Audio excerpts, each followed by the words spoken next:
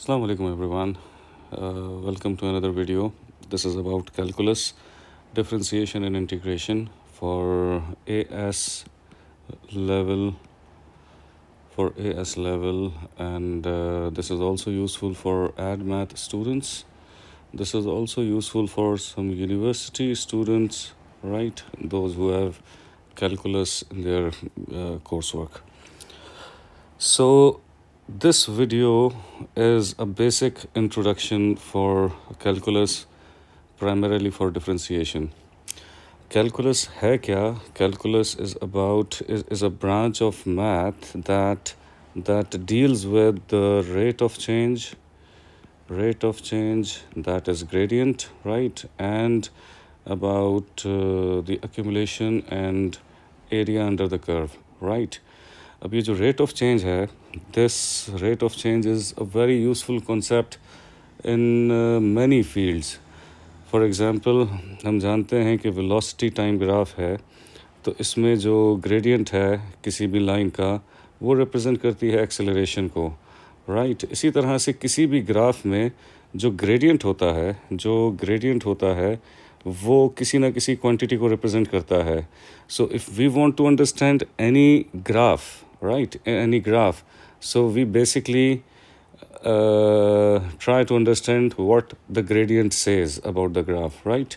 So gradient gives the basic idea about the graph कि graph किस तरह का है और उस पर फिर कैलकुलेशंस किस तरह की होती हैं. So kind of a very useful topic, that is differentiation, right? The first part that I will be covering is the differentiation. मैं आपको इस वीडियो के बारे में बताता चलूँ कि हम इसमें सबसे पहले basic concept of differentiation cover करेंगे कि ये ग्रेडियंट फंक्शन क्या चीज़ होती है.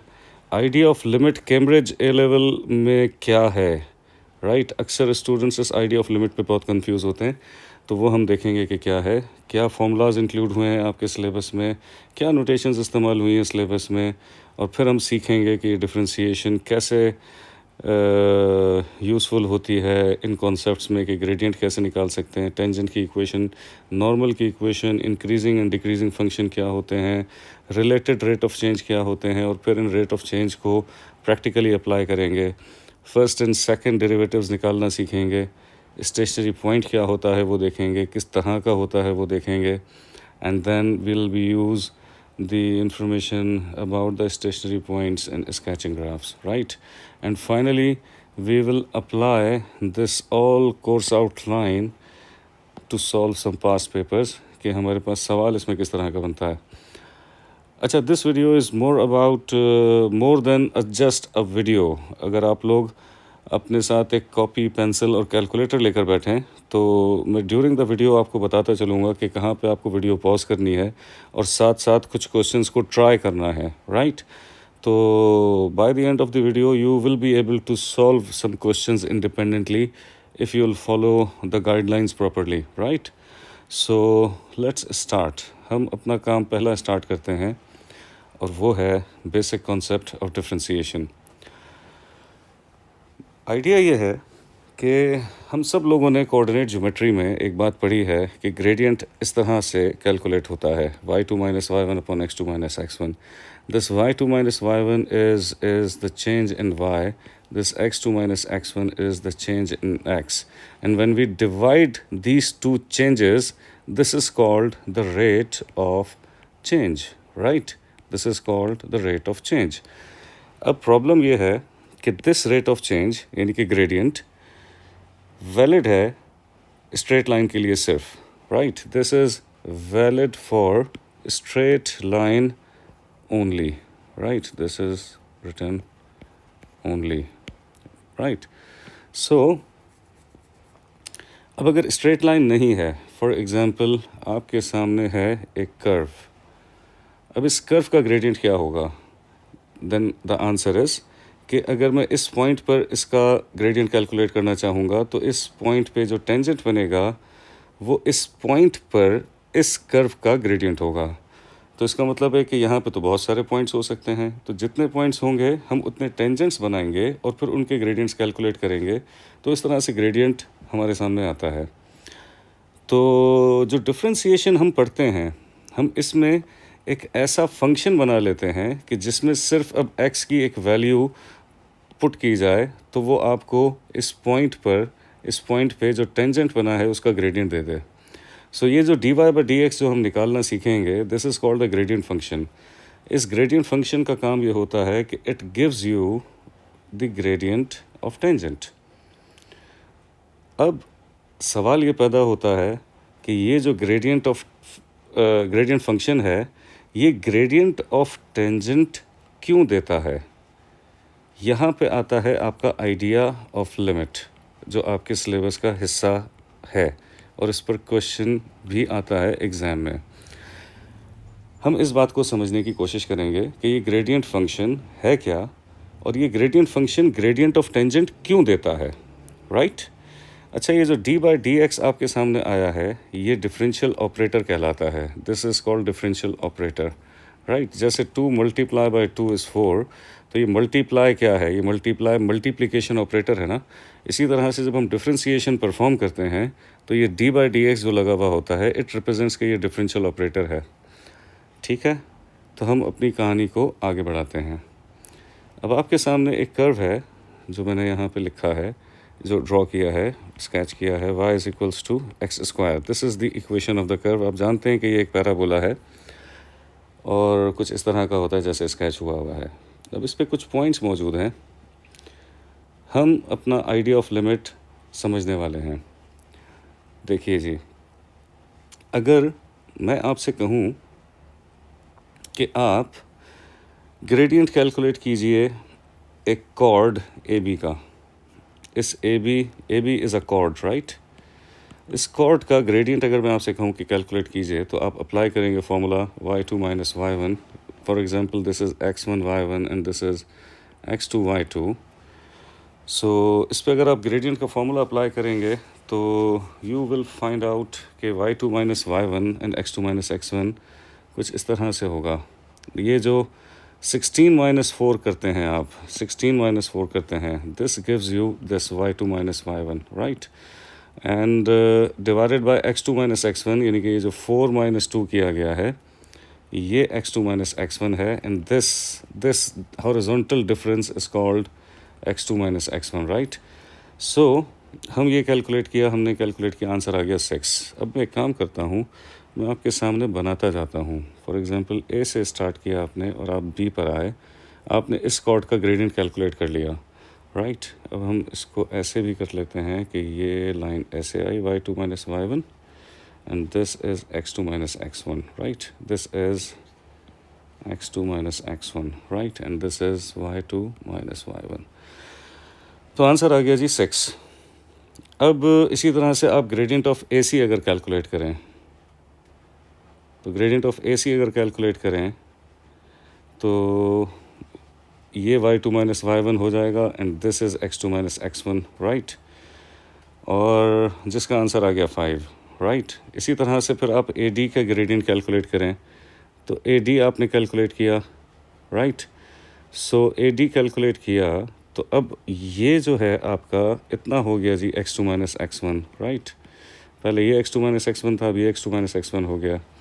अब इसी तरह से अगर आप gradient of A E calculate करें, तो ए ई जब कैलकुलेट करेंगे, तो अगर आप नोटिस करें ये जो ऑरेंज लाइन में ड्रॉ कर रहा हूँ, दिस इज़ नाउ रिफ्लेक्टिंग, ये जो इस वक्त ऑरेंज लाइन मैंने ये बनाई है, ये बहुत ज़्यादा हद तक इस टेंजेंट, ये जो ग्रीन लाइन आपका जो टेंजेंट यहाँ बना हुआ है, बहुत हद तक इसकी स्टीपनेस के स्टाइल को कॉपी करती है। मतलब इसका जो स्लोप है वो तकरीबन वैसा ही स्लोप है जैसा कि इस ग्रीन लाइन का स्लोप है, राइट?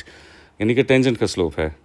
अब हो क्या रहा है यहाँ पे जो इसका x2 माइनस x1 बन रहा है वो बहुत छोटा बन रहा है। This is x2 minus x1, right? यहाँ पे भी देखें, अगर आप ए ई का ग्रेडियंट देखें तो x2 माइनस x1 इज़ 0.1। अगर आप इनके ग्रेडियंट को ऑब्ज़र्व करते जाएं, पहले 6 था, फिर 5 था, अब 4.5 हुआ, अब 4.1 हुआ, तो अगर मैं आपसे पूछूं कि भाई क्या 4.1, जैसा कि हम इस डायग्राम में देख सकते हैं कि ये जो इस वक्त लाइन है जिसका ग्रेडियंट आपने कैलकुलेट किया है, ये बड़ी हद तक रिजेंबल करता है इस टेंजेंट की ग्रेडियंट से। तो ये जो x2 माइनस x1 बना है बच्चों, ये जो x2 माइनस x1 बना है, ये बहुत छोटा बना है, right, is very very small, right. तो अब ये आइडिया आपको देता है कि हम अगर इस ग्रेडियंट को छोटा करते जाएं, मतलब ग्रेडियंट को नहीं, इस x2 माइनस x1 को छोटा करते जाएं कि पहले x2 माइनस x1 ये था, फिर x2 माइनस x1 ये था, फिर x2 माइनस x1 ये था, फिर ये था, यानी ये x2 minus x1 is getting smaller and smaller.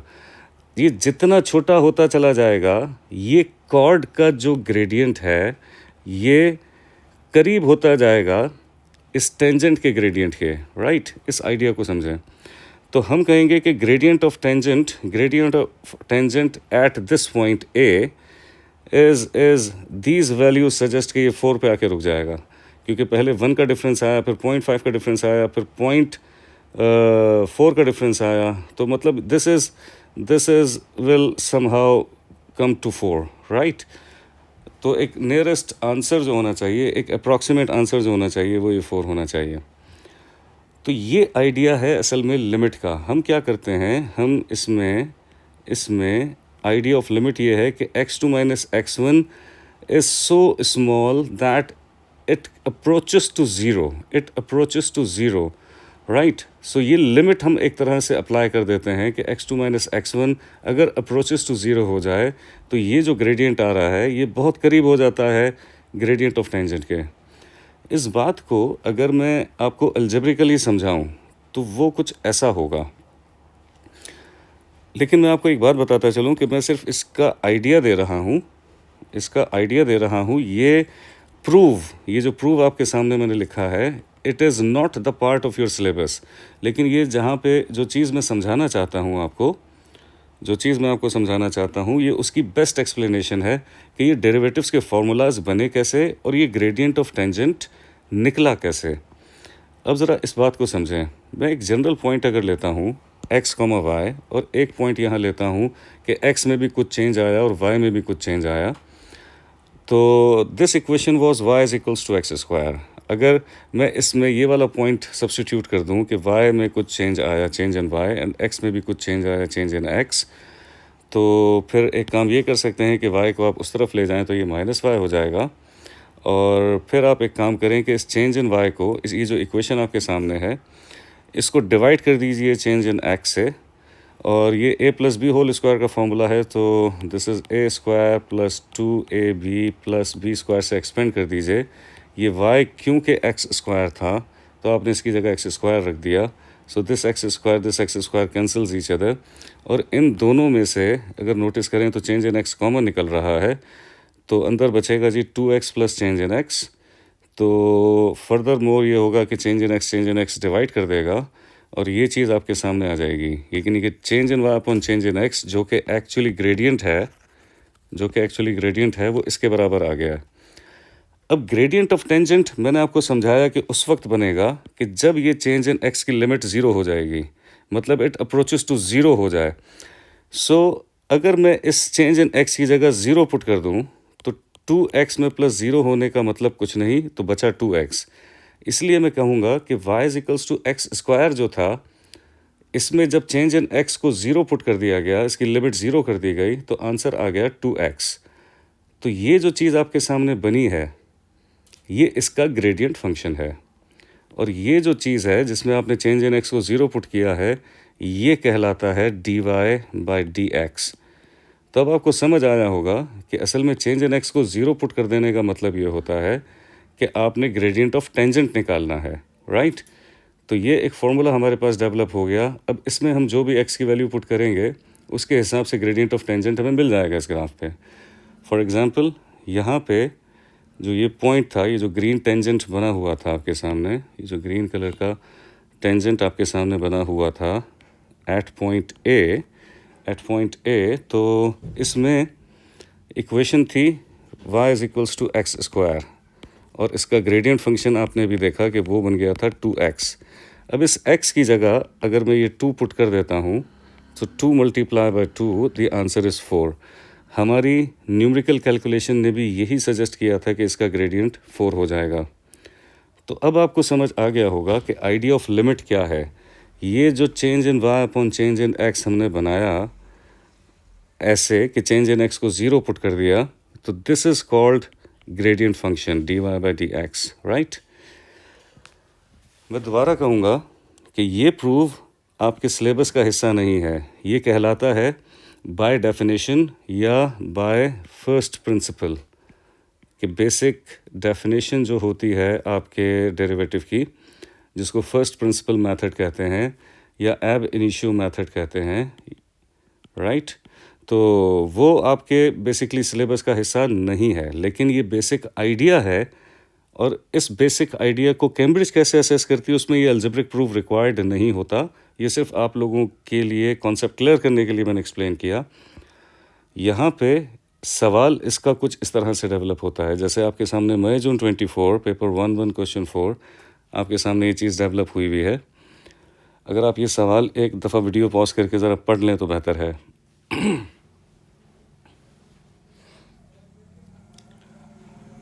I hope कि सवाल आपने थोड़ा पढ़ा होगा कि ये कहता है कि जी इक्वेशन ऑफ द कर्व ये है, the following points lie on a curve, non exact values have been given correct to 5 decimal places, 2,4 B C D E F। पहला सवाल ये किया था कि find the value of k। अब k कहाँ है? k यहाँ है। k is a y coordinate when x is 2.001, right. So ये तो आसान है कि आप इस इक्वेशन में x की जगह सिर्फ 2.001 पुट कर दीजिए, आपको जो भी y की वैल्यू मिलेगी वो ये k की वैल्यू होगी। तो आप यहाँ पे x की जगह 2.001 पुट करेंगे, इसको कैलकुलेटर में पुट करेंगे तो यू विल फाइंड आउट के आंसर 8.001 आ गया, राइट। तो ये पहला पार्ट तो बहुत आसान था। वेल अब दूसरा पार्ट देखिए, इन्होंने भी वैसी ही एक टेबल डेवलप की है, कॉर्ड और ग्रेडियंट ऑफ कॉर्ड बनाया है, जो कॉन्सेप्ट मैंने आपको इस डायग्राम में समझाया था। इसी तरह का कॉन्सेप्ट इन्होंने डायग्राम तो नहीं बनाई लेकिन एक टेबल बना दी कि आपसे कहा गया कि gradient of A B, gradient of A C, ये chord A D, chord A D और ए एफ, इन सब के ग्रेडियंट निकाले गए।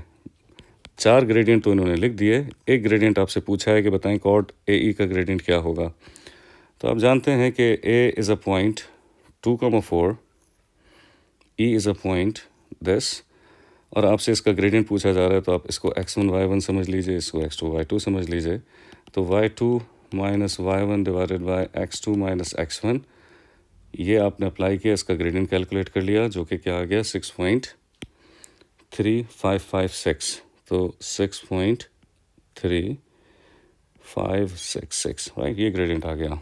फिर आपसे कहते हैं कि deduce the value of F dash of 2। अब ये जो एफ डैश ऑफ 2 है, ये नोटेशन, इसका क्या मतलब है? इसका मतलब ये है कि आपसे ग्रेडियंट ऑफ टेंजेंट, इसका मतलब क्या है? इसका मतलब ये है कि आपसे gradient of tangent at x is equals to 2 पूछा जा रहा है।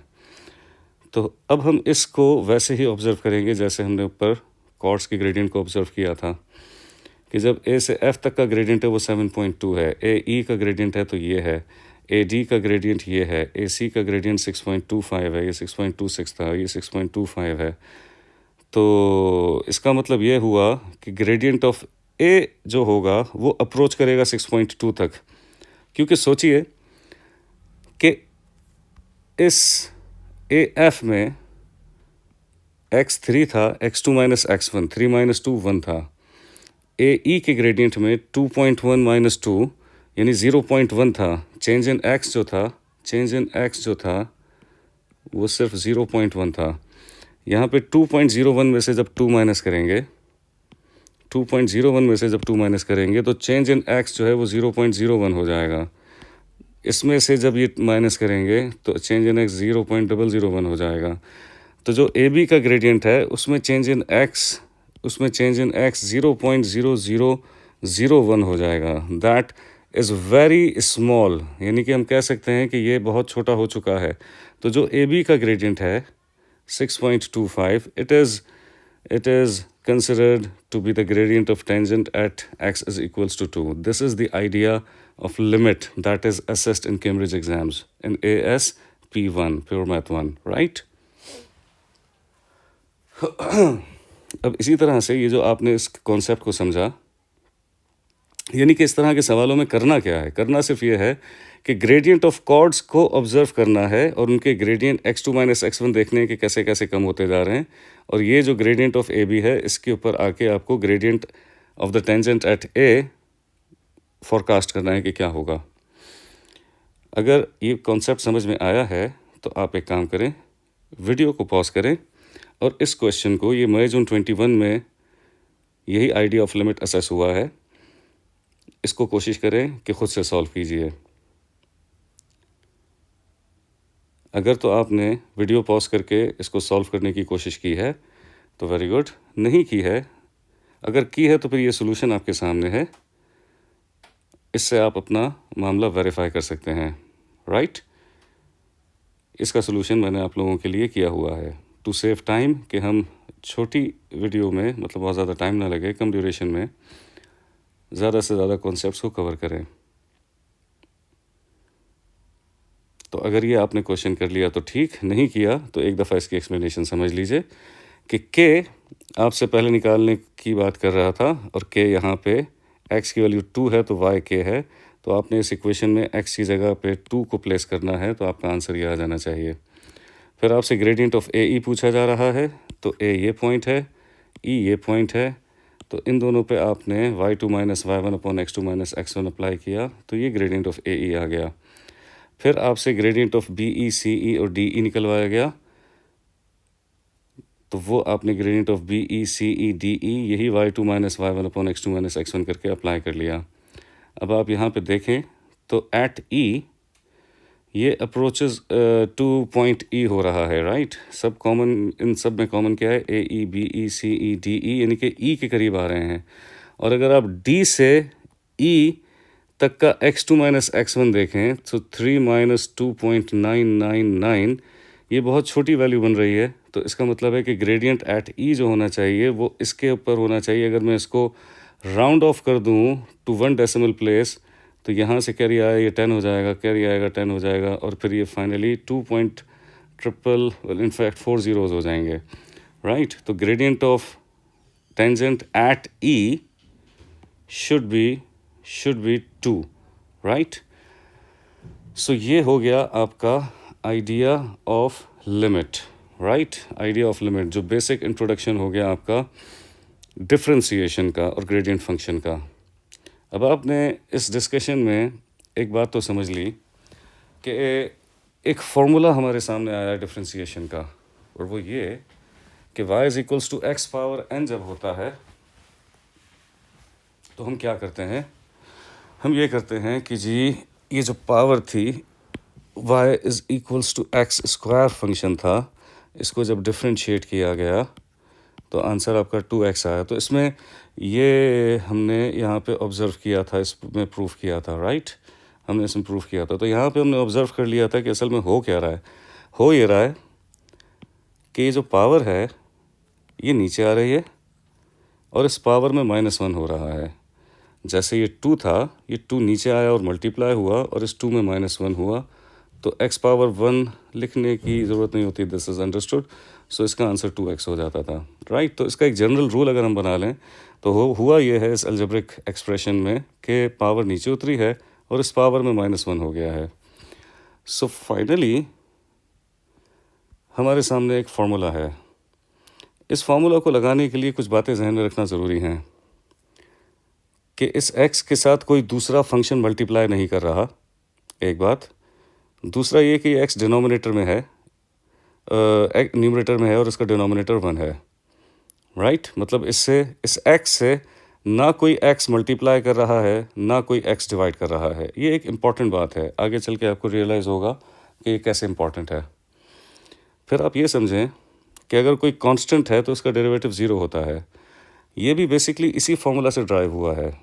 कैसे कि अगर मैं आपसे कहूँ कि y = c लिखा है, c कोई भी नंबर होगा, राइट, और लेट्स से x नहीं है, तो इसका मतलब है x पे पावर 0 रही होगी, तभी वो नहीं है। अब अगर मैं इस पे फॉर्मूला अप्लाई करता हूँ ये वाला, तो होगा क्या कि 0 नीचे उतरेगा और इनसे मल्टीप्लाई करेगा और 0 -1 होगा। अब 0 जब भी किसी नंबर से मल्टीप्लाई करता है तो आंसर 0 हो जाता है। तो हम इसको ये कहते हैं कि भाई कांस्टेंट का डेरिवेटिव 0 हो जाता है, राइट। फिर इसी की कंटिन्यूएशन में एक बात और समझिए कि अगर रूट एक्स कभी सामने आता है तो हम जानते हैं कि y is equals to root का मतलब होता है पावर 1/2 होना। तो अगर मैं इसको डिफ्रेंशिएट करता हूँ विद रिस्पेक्ट टू x इस फॉर्मूला से, तो पावर को नीचे उतारा गया, पावर में -1 किया गया, तो इसका मतलब ये हुआ कि 1/2 -1 इज़ -1/2।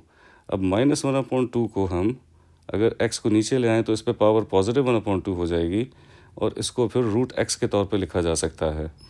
तो हम फाइनली ये जो पावर है इसको नीचे उतार कर -1 करने से डायरेक्टली अचीव कर लेते हैं। तो हम ये बात कह सकते हैं कि y is equals to root x का डेरिवेटिव 1/2 रूट एक्स हो जाएगा।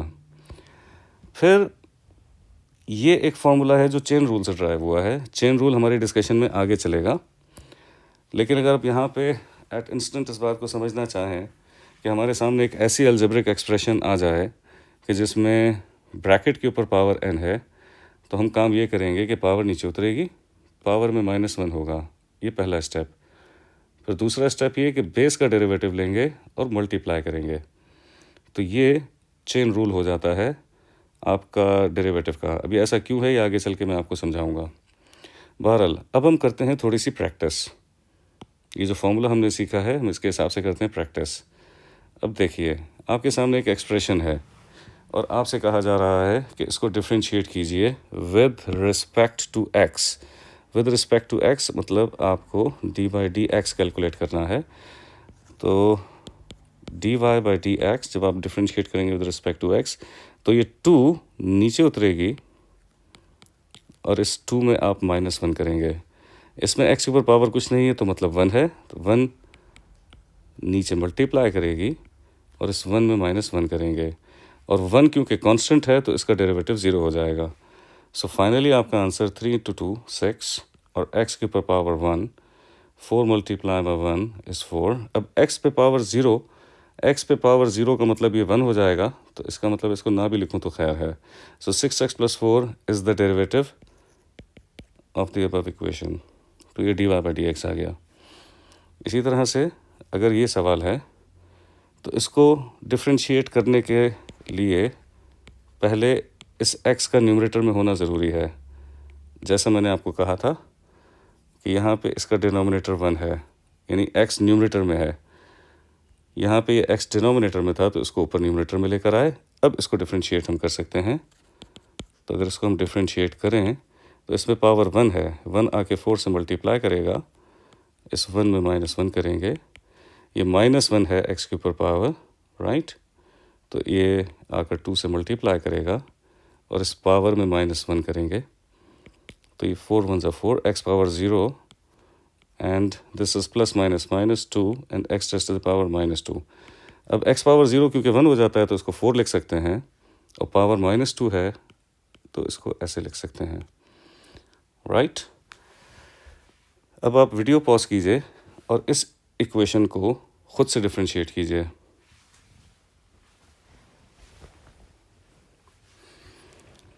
अगर आप लोगों ने इसको डिफ्रेंशिएट किया तो ठीक, नहीं किया तो देखिए, पहले इस x को ऊपर लेके जाएंगे और x पे पावर -1 बना देंगे।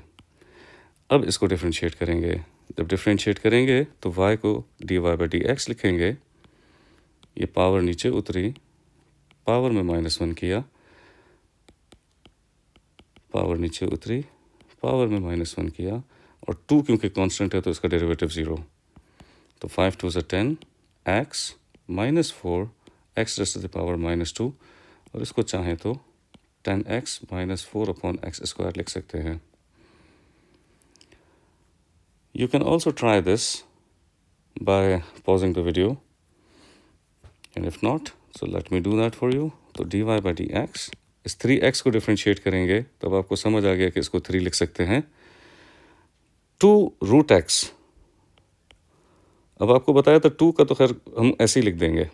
इस √x को डिफ्रेंशिएट करें तो डायरेक्टली 1/2 √x लिखा जा सकता है, और 3 कांस्टेंट है तो डेरिवेटिव इसका 0। तो ये 2 और ये 2 एक दूसरे को कैंसिल कर देंगे।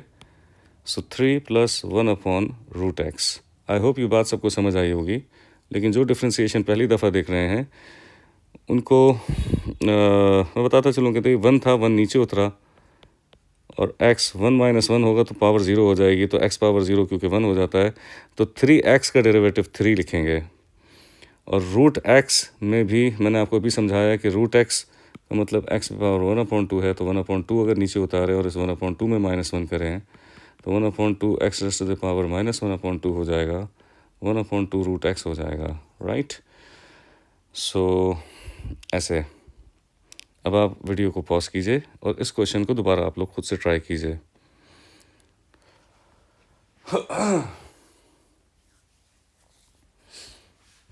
आई होप कि कर लिया होगा, नहीं किया तो देखिए ये 2 नीचे उतरेगा, इस 2 में -1 होगा, 3x का डेरिवेटिव 3 माइनस √x का derivative 1/2 √x। So this becomes 16x + 3 - 1/2 √x। Question number 6 को देखिए। अब इसमें x और √x मल्टीप्लाई कर रहे हैं। मैंने आपको समझाया था कि x पे पावर n जब ये डिफ्रेंशिएट होता है, n नीचे उतरता है, n में -1 होता है, इसकी शर्त ये होती है कि इस x से ना कोई और x मल्टीप्लाई करना चाहिए, ना कोई और x डिवाइड करना चाहिए। मतलब इसका डिनोमिनेटर भी 1 है, इससे मल्टीप्लाई भी 1 कर रहा है, मतलब कोई x मल्टीप्लाई नहीं कर रहा। अब यहाँ पे x और √x मल्टीप्लाई कर रहे हैं, तो अभी इस पर डिफ्रेंसिएशन का वो फॉर्मूला नहीं लग सकता। तो हम क्या करेंगे, हम ये करेंगे कि इसको सिंप्लीफाई कर लेंगे। हम जानते हैं कि x √x का मतलब क्या है। इसका मतलब है x raise to the power 1/2 से मल्टीप्लाई कर रहा है, और जब बेसिस सेम होती हैं तो पावर्स ऐड हो जाती हैं। सो 2 + 1 3/2, तो ये basically x raise to the power 3/2 लिखा है, -6 √x लिखा है। अब इसको डिफ्रेंशिएट किया जा सकता है, तो dy/dx, ये पावर नीचे उतरी और इस पावर में -1 किया, -6 √x की डिफ्रेंसिएशन आपको मैंने समझाई, 1/2 √x हो जाती है। सो ये सिंप्लीफाई हो सकता है, 2 × 1 = 2, 2 × 3 is 6, 2 × 1 = 2, 2 × 3 is 6, 3 × 3 is 9, x 3 - 2 is 1/2 and -3/√x, right. ये 3 बच गया था ना ऊपर, तो 3/√x, ठीक है। ये कुछ भी नहीं है, ठीक है। अब मैं चाहूँगा कि ये क्वेश्चन आप लोग खुद से ट्राई कीजिए।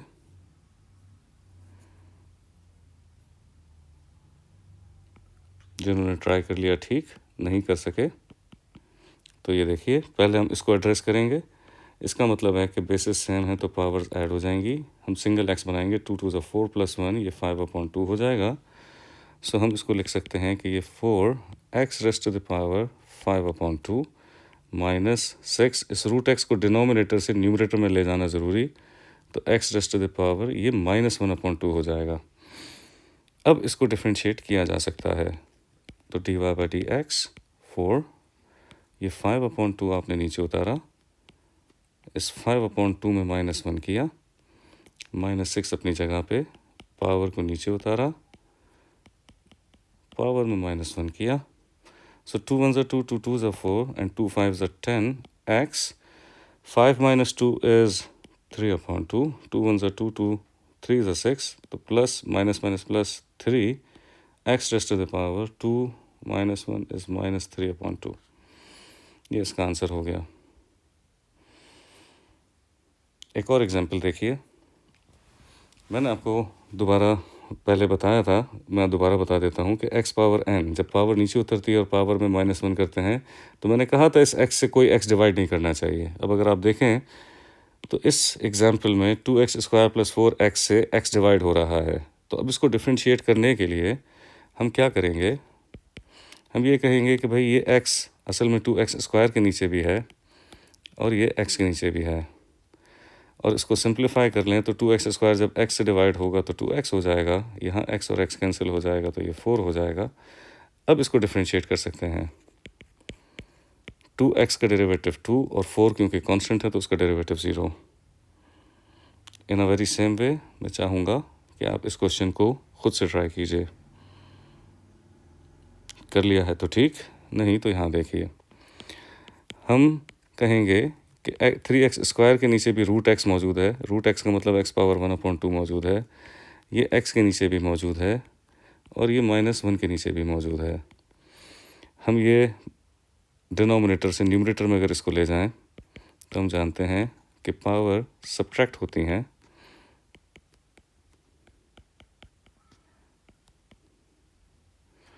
वन को लिखने की ज़रूरत कोई ख़ास नहीं है। x⁻⁻1/2। अभी तक हमने डिफ्रेंशिएट नहीं किया है, हम सिर्फ इसको इस काबिल बना रहे हैं कि डिफ्रेंशिएट कर लें। 2 2 ज़ा 4, 4 - 1 is 3/2, x 2 - 1 is 1/2 minus x⁻⁻1/2। अब ये जहाँ जहाँ x मौजूद है, ना इस x से कोई x मल्टीप्लाई कर रहा है, ना कोई x डिवाइड कर रहा है। इसका मतलब है कि हम अब इस पर डिफ्रेंशिएशन का फॉर्मूला अप्लाई कर सकते हैं। तो अब आप इसको डिफ्रेंशिएट कर दीजिए। पावर नीचे उतरेगी और इस पावर में -1 होगा। पावर नीचे उतरेगी और इस पावर में -1 होगा। पावर नीचे उतरेगी और इस पावर में -1 होगा। सो दिस बिकम्स व्हाट, मैं यहाँ लिख देता हूँ, 3 3 ज़ा 9/2, x⁻³ 3 - 2 is 1/2 plus 1/2, 1/2 - 1 is -1/2, minus minus plus 1/2, -2 - 1 is -3/2। हम चाहें तो इस पावर को दोबारा पॉजिटिव करने के लिए डिनोमिनेटर में ले जा सकते हैं। यहाँ देखें, अगर इस तरह की एग्जाम्पल आपके सामने आती है और आपको डिफ्रेंशिएट करने को कहा जाता है, तो अब आप देखें ये भी डिफ्रेंशिएट नहीं हो सकता। ये एक्चुअली हो सकता है कि अगर हम इस पे प्रोडक्ट रूल लगाएं, तो क्योंकि प्रोडक्ट रूल अभी मैंने पढ़ाया नहीं है आपको, तो मैं वो अभी असेस भी नहीं कर रहा। तो इसका हल ये है कि आप इन दोनों ब्रैकेट्स को मल्टीप्लाई कर दें। x मल्टीप्लाई कीजिए 2x से, तो ये हो जाएगा 2x²। x -1 से मल्टीप्लाई होगा तो -x, 1 2x से मल्टीप्लाई होगा तो 2x, 1 × -1 इज़ -1। सो कुछ ऐड हो रहा है, yes, -x + 2x is x -1। अब ये इस काबिल है कि इसको डिफ्रेंशिएट कर सकते हैं हम अपने फॉर्मूला से। तो डिफ्रेंशिएट कीजिए, पावर नीचे उतारी, पावर में -1 किया, x का डेरिवेटिव 1 हो जाएगा, क्योंकि 1 नीचे उतरे और इस 1 में -1 करें और कांस्टेंट का डेरिवेटिव 0। तो इसको लिखा जा सकता है कि जी ये 4x + 1, राइट। अब मैं चाहूँगा कि आप इस क्वेश्चन नंबर 11 को खुद से ट्राई कीजिए। अगर तो कर लिया सही, नहीं कर सके तो देखें, ये क्योंकि मल्टीप्लाई कर रहे हैं और मैंने प्रोडक्ट रूल नहीं पढ़ाया, तो आप इनको पहले मल्टीप्लाई करके x को अलग कीजिए। 4 3 ज़ा 12 x² -4, when x² multiply by √x, तो ये 2x² इंटू x के ऊपर पावर 1/2 जब मल्टीप्लाई होगा तो 2 + 1/2 हो जाएगा, 2 2 ज़ा 4 + 1 5/2 हो जाएगा। अब ये इस काबिल है कि उसको डिफ्रेंशिएट किया जा सके। तो dy/dx, ये 2 नीचे उतारिए और 2 - 1 कीजिए, 5/2 नीचे उतारिए और 5/2 - 1 कीजिए। तो 24x - 2 5 ज़ा 10x, 2 5 - 2 इज़ 3/2। ये इसका डेरिवेटिव हो गया। अच्छा जी, अब मैं चाहूँगा कि आप ये ज़रा सवाल ट्राई कीजिए। अगर ट्राई कर सके तो ठीक, नहीं तो यहाँ देखें, पहले आप ये न्यूमरेटर के ब्रैकेट्स मल्टीप्लाई कर दीजिए। क्या हो जाएगा? 4x - 1 -4x² plus x whole divided by √x। अब यहाँ कुछ सब्ट्रैक्शन एडिशन हो रही है। -4x², ये 4x और plus x becomes 5x and -1, और इन सब के नीचे लिखा है √x। इसका मतलब ये है कि -4x² के नीचे भी लिखा है x⁻1/2 यानी कि x√x, और 5x के नीचे भी यही लिखा है, और -1 के नीचे भी यही लिखा है। सो 2 -1/2, अब ये क्या हो जाना चाहिए? 2 -1/2 हो जाना चाहिए, 5x⁻1 -1/2 हो जाना चाहिए, एंड -x⁻1 हो जाना चाहिए। अब इसको डिफ्रेंशिएट कर सकते हैं, तो डिफ्रेंशिएट करें तो -4 2 नहीं, डिफ्रेंशिएट अभी नहीं कर सकते, अभी पहले इसको इस काबिल बनाएंगे कि डिफ्रेंशिएट करें।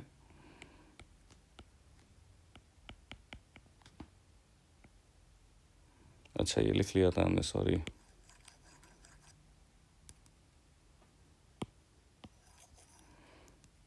अब इसको डिफ्रेंशिएट हम करने के लिए लिखेंगे कि जी ये x पे पावर जो थी 2 - 1/2, तो 2 2 4 -1 3/2,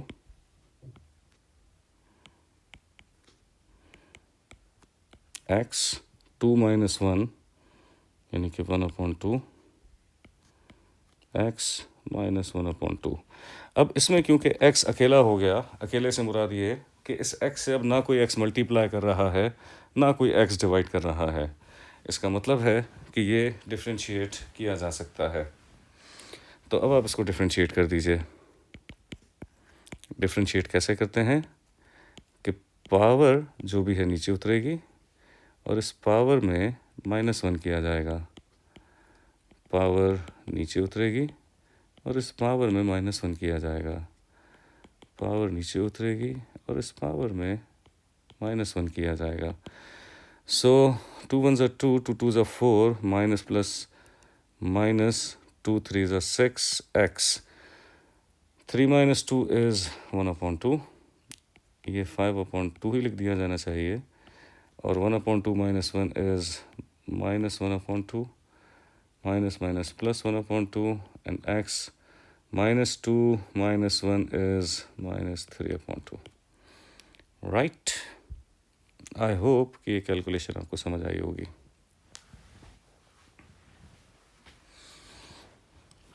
चाहे तो इसका स्क्रीनशॉट ले लीजिए।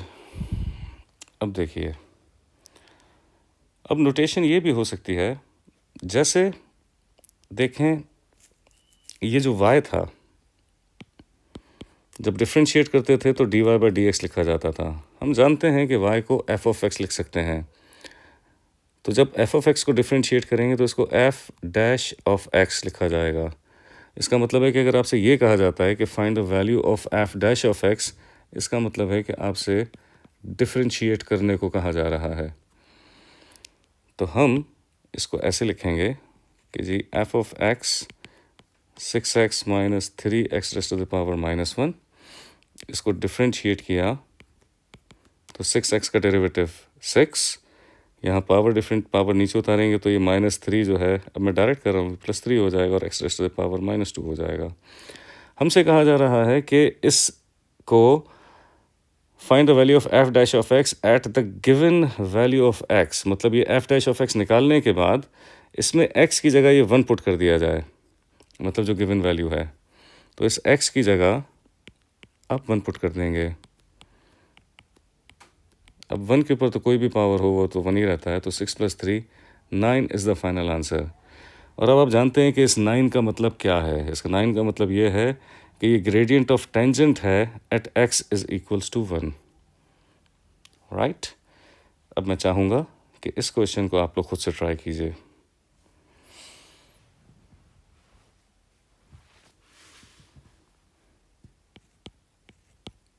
f'(x) 6x - 2, और फिर इस x की जगह 2 पुट कर दीजिए, तो 6 × 2 - 2, 6 2 12, 12 - 2 इज़ 10। करेक्ट। चलें जी, फिर आपसे कहा जा रहा है कैलकुलेट द ग्रेडियंट और gradients of the tangent to the curve at the given point और पॉइंट्स। राइट, मतलब यही करना है जो ऊपर किया था, बस ये वर्डिंग ज़रा मुख्तलिफ है। मैंने मुख्तलिफ वर्डिंग इंक्लूड इसलिए की है इस वीडियो में ताकि आप लोग नए लफ्ज़ देखकर कंफ्यूज ना हो, कि अगर आपसे कहा जा रहा है कि find the value of f'(x), इसका मतलब है कि डिफ्रेंशिएट करके आपको वैल्यू ही पुट करनी है x की, राइट।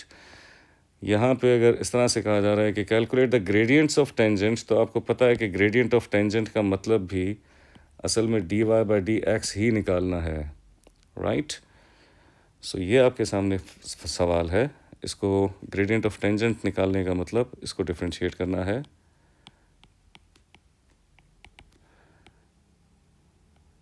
राइट। और इसमें x की जगह 2 पुट कर दें।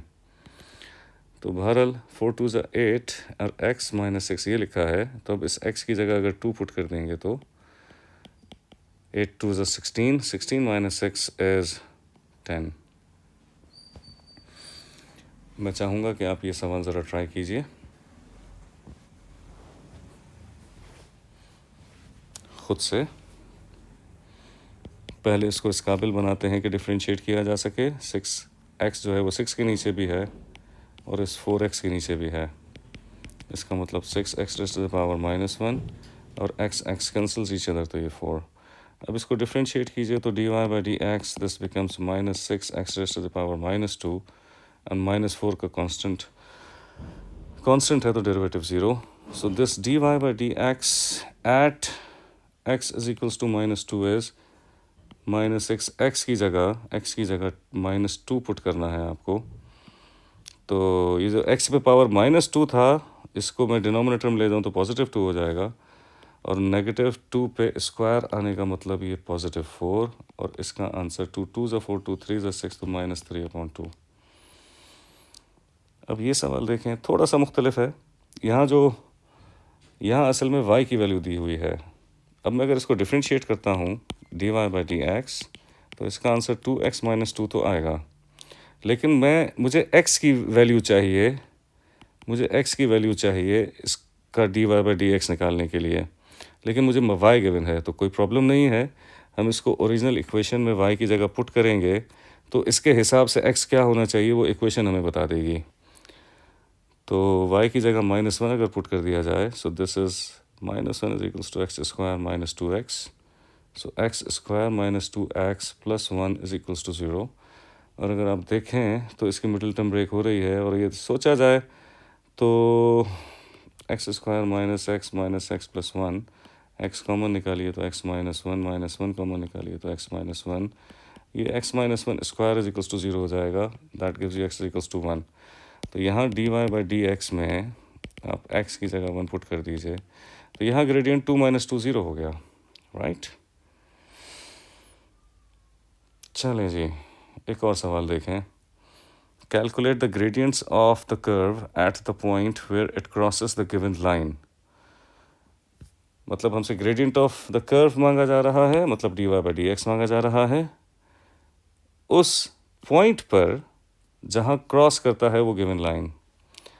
यहाँ लाइन गिवन है y एक्सिस का मतलब होता है जहाँ पर x की वैल्यू 0 हो। तो इसका मतलब ये है कि dy/dx आप निकालें तो ये हो जाएगा 4x - 5, और अब इसमें x की जगह 0 पुट कर देंगे, आंसर -5। ये कर्व है और यहाँ line x is equals to 0, x axis है। x एक्सिस का मतलब असल में x एक्सिस का मतलब है जहाँ y 0 हो। तो y की जगह अगर 0 पुट कर दें तो 0 is equals to x - 4/x, यानी x इज इक्वल्स टू 4। ये वैल्यू पुट करेंगे आप इसके dy/dx में। इसका मतलब क्या है कि ये x, पहले इसको इस काबिल बनाइए कि ये डिफरेंशिएट हो सके, y is equals to 1 and -4x raise to the power -1। अब इसको डिफरेंशिएट कीजिए तो dy/dx 1 का डेरिवेटिव तो 0, ये हो जाएगा +4x raise to the power -2, और अब इस x की जगह 4 पुट कर दीजिए, तो 4/4 स्क्वायर का मतलब 1/4। Is that okay? इसी तरह से पार्ट सी देखिए, y is equals to x plus 2/x। अब यहाँ पे जो लाइन दी हुई है वो y is equals to x है। तो मैं एक काम करता हूँ, एक जगह कम है, एक पेज और इंट्रोड्यूस करते हैं। y is equals to x का मतलब क्या है कि पहले तो साइमल्टेनियस इक्वेशन सॉल्व करके हम निकाल लेते हैं जी कि इसमें x की जगह क्या पुट करना है। तो हम इस y की जगह ये x पुट कर देते हैं, तो x is equals to x plus 2 over x. So this is x square is equals to x plus 2. X square minus x minus 2 is equals to 0. So x square अगर इसकी middle term break करें तो plus x minus 2x minus 2 is equals to 0. x common निकल रहा है x plus 1 minus 2 common निकल रहा है x plus 1. So x plus 1 and x minus 2 is equals to 0. तो एक x की वैल्यू माइनस 1 आ गई, एक x की वैल्यू 2 आ गई. हमें x की वैल्यू चाहिए थी ग्रेडियंट निकालने के लिए.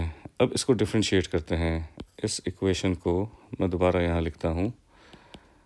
x plus 2 upon x. इसका मतलब क्या है? इसका मतलब ये है कि इस x के नीचे भी x है, इस 2 के नीचे भी x है. ये 1 हो गया, ये 2x raise to the power minus 1 हो गया. अब इसको अगर डिफ्रेंशिएट किया जाए तो dy by D x is 0 plus 2 minus 1 आपने नीचे उतारा, माइनस 1 किया तो minus 2 x raise to the power minus 2. This is minus 2 upon x square.